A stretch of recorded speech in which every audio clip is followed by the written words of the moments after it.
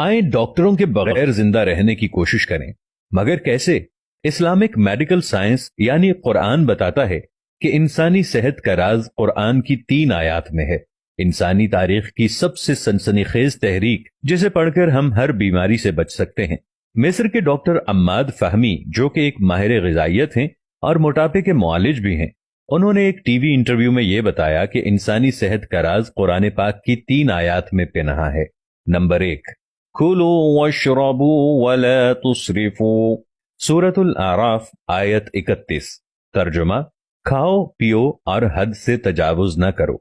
इसकी तशरीह में डॉक्टर फहमी कहते हैं कि अक्सर डॉक्टर निशास्ते और चिकनाई से मना फरमाते हैं, हालांकि ये दोनों इंसानी सेहत के लिए बुनियादी अहमियत की हामिल हैं।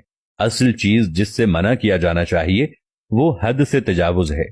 नंबर 2, वजअलना मिनल माइ कुल्ल शै, सूरतुल अंबिया आयत 30। तर्जुमा, प्यास लगे या न लगे पानी जरूर पीजिए। तिब्बी म्यार के मुताबिक हर शख्स अपने वजन के हर 1 किलो पर 20 मिलीग्राम पानी पिए। मसलन अगर किसी का वजन 70 किलो है तो वो 70 ज़रब 30 यानी 2100 मिलीग्राम यानी 2 लीटर और 100 ग्राम तकरीबन 8 गिलास पानी रोजाना पिए। ये जिगर, गुर्दों और दिल की अच्छी कारकर्दगी के लिए बहुत जरूरी है।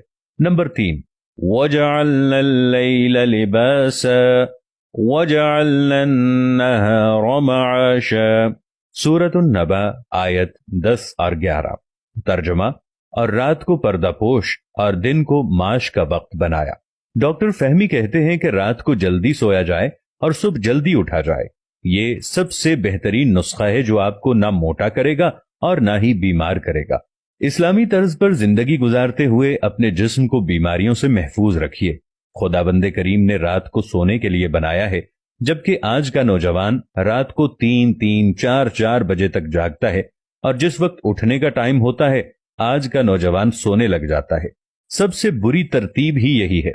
अल्लाह ने जो इंसान के जिस्म का एक सिस्टम बनाया है, इस सिस्टम में यह रखा है कि सुबह नाश्ते को भरपूर तरीके से करना चाहिए, दोपहर की रोटी नाश्ते से कदरे कम खानी चाहिए और रात की रोटी को बिल्कुल कम खाना चाहिए।